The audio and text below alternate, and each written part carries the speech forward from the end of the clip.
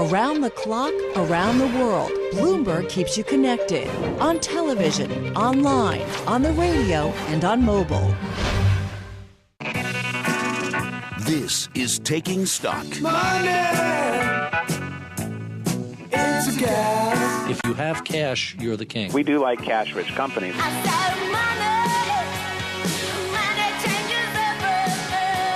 There's opportunity pretty much across the board. More money is always beneficial. There are huge pools of capital out there. The fortunes of consumers are going to start to change here. This is Taking Stock with Pimm Fox and Dave Wilson on Bloomberg Radio. This is Taking Stock on Bloomberg. I'm Pimm Fox. Now a look at the storied history and the business of horse racing and raising thoroughbred horses. We have Dean DeLuke. He is a partner at Dogwood Stable, but he is also the author of a new novel called Shedrow. Dean DeLuke, welcome to Bloomberg. Hello, Tim. Thank you for having me. Can you give us a little bit of context? How did you get involved in the world of horse racing? You're not a jockey, but you love horses, and it's something that, is passed on from generation to generation in many cases.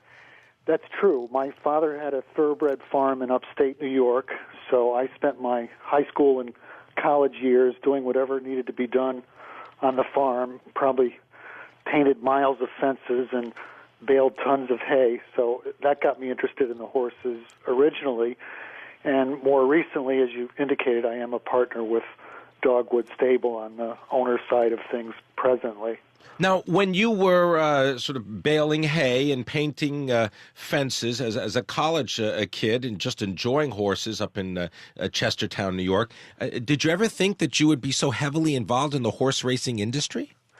Well, I always had the desire, but I had a full-time surgery practice for many years. That took precedence.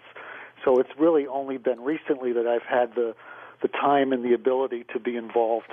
Now, when other people maybe think that it's a glamorous thing to be involved with and they've got the time, as you describe it, are there reasons for not investing in a thoroughbred racing, racehorse partnership? I mean, are there things that you should be prepared for before you take the plunge?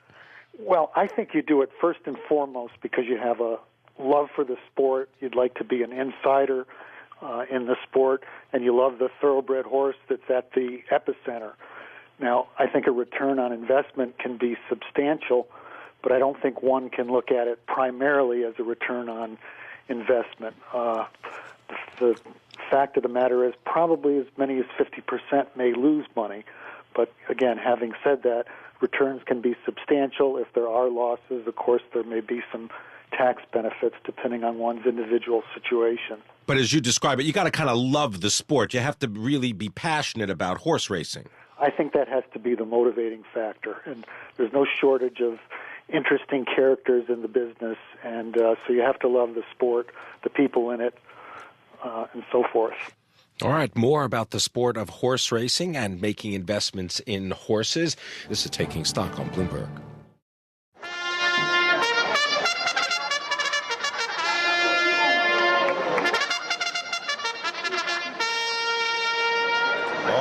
The call to the post, yes. And what about investing in the horse racing business? Earlier, I spoke with Dean DeLuke. He is the author of the new novel, Shedrow, about why and how you would actually get into investing in the horse racing business. Well, I guess I got the bug early.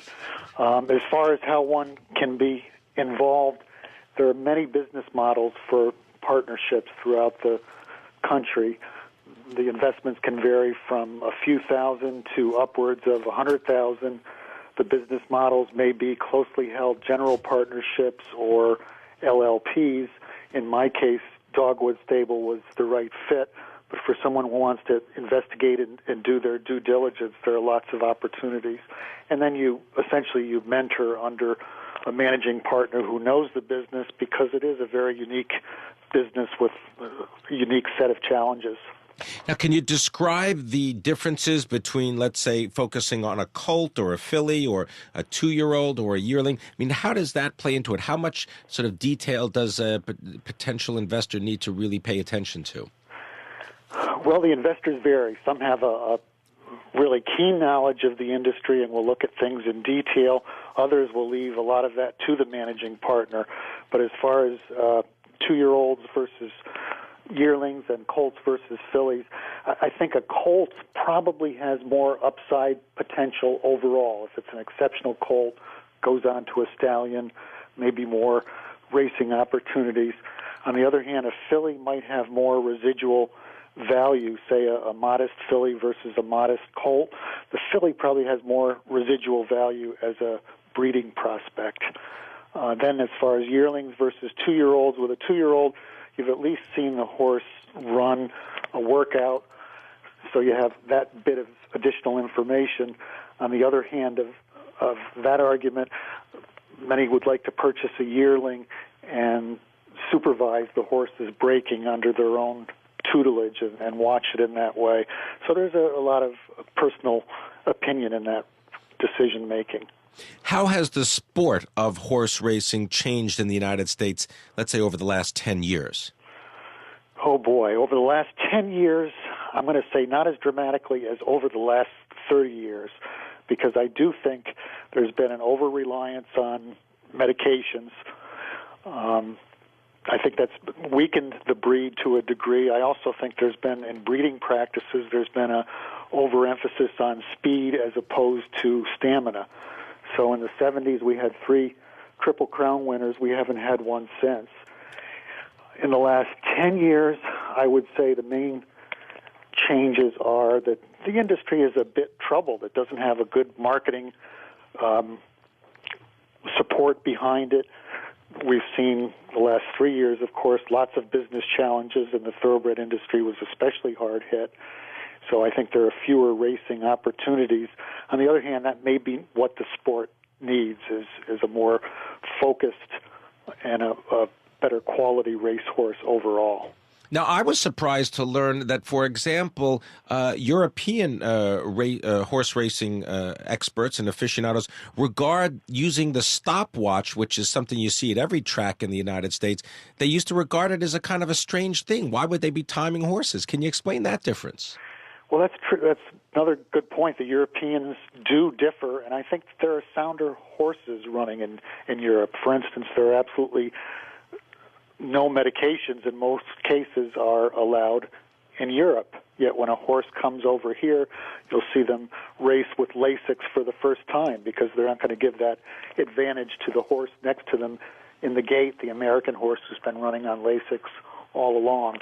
So it is a different philosophy, more emphasis on soundness rather than speed, and a much stricter medication policy.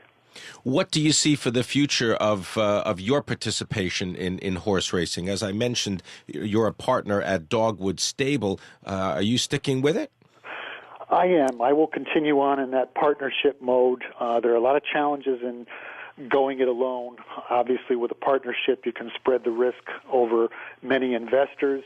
You can also more readily spread the risk over multiple horses.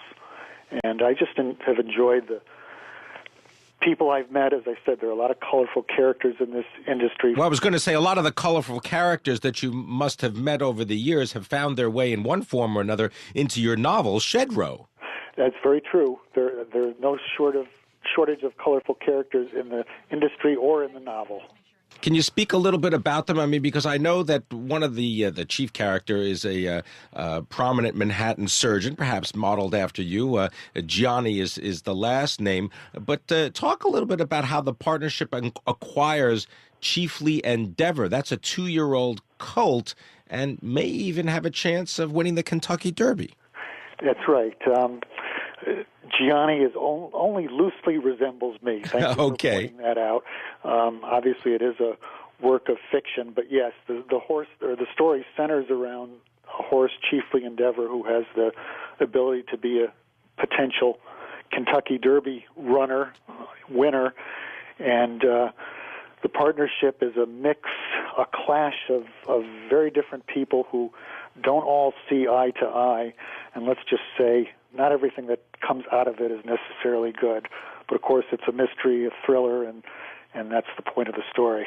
Did you learn anything about the horse racing business that you didn't know before? as you put together Shedrow, the novel? No, I would say I really put it together throughout my involvement, and I drew on my experience dating back to the farm with some of the characters that may have resemblance to people that were, workers on the farm, to partners or managing partners that I've met today. So I really drew on my whole life experience. And again, no one is a clone of a real person, but certainly you write about what you know. Part of horse racing's appeal is obviously being able to place bets at the track. Do you think there's going to be a time when we're going to be able to be placing bets online around the world on races everywhere? That's really something that's developing right now, and I wouldn't be surprised to see it happen. Certainly the whole issue with the New York OTB is still, they have officially closed, but I think that's still a developing story. You've got multiple stakeholders, including OTB New York, OTB the rest of the state. NYRA is intimately involved, and of course we have New York State government. So the present situation with the closure of the New York OTB is not good for any of those stakeholders, and my personal opinion is the story's not over yet. What about new money coming into the business of horse racing? Where does it come from? Well, it comes from investors who purchase horses at yearling sales. Of course, a big source of revenue is all the gambling that does take place. And in states that allow it, such as New York, finally has Aqueduct on-site gambling with the slots and so forth. That's another important source of revenue. There's a lot of foreign money involved. The United Arab Emirates have lots of elite horses, and they've been a source of cash inflow to the business as well. How do they influence the sport? In other words, are there certain areas that are more popular now because you have the influence of these foreign participants? Well, I would say in the case of Saratoga, they recently purchased and renovated the sales pavilion there. So I think they focus their efforts to the more elite racing areas, such as Saratoga, such as Lexington, Kentucky. Now, we've also heard reports every now and again about how owners of horses have their own 747s, their own jumbo jets to ferry horses around the world. Have you come into contact with those levels of the horse racing world? Well, I do not have any of those things. About the closest I've come is watching some of the elite horses get off the airplanes in Albany en route to Saratoga. None of them were mine, however. All right, I want to thank you very much, Dean DeLuke. He is the author of the new novel called Shedrow, also a partner with Dogwood Stable, giving us a little insight into the industry, the business, and the passion of horse racing. And coming up on Taking Stock, we're going to speak with Francis Gaskins of IPOdesktop.com. Groupon filing for a $950 million worth of preferred securities. We're going to find out why they want the money, and indeed, does this mean that other types of new businesses, such as Facebook, will they be forced to reveal their financial details in SEC filings? Indeed, because they are so popular in the private market with investors, they've got that 500 investor limit, more than 500 investors, and you've got to file financial disclosure forms with the Securities and Exchange Commission. We're going to see if indeed Facebook is going to be facing an initial public offering in 2011. That's coming up. Also, Christian Thwaites of Sentinel Investments. We're going to talk about several stocks that Christian believes are going to do well in 2011. One of them is the maker of commercial kitchen equipment. And indeed, if you're interested in a toaster, well, we're going to get details on the company from Christian Thwaites of Sentinel Investments. And coming up tomorrow on Taking Stock, we've got Peter Coy of Bloomberg Business Week. We'll find out what kind of tie does he wear for holiday celebrations and also get his take on the future of the U.S. economy. This is Taking Stock on Bloomberg Radio. there's an extra hour of Taking Stock, weekdays from 5 p.m. until 6 p.m. Eastern Time. Watch us live around the world on Bloomberg Television and listen to us at Bloomberg Radio on XM and Sirius satellite radio across North America. Copyright Bloomberg LP 2010.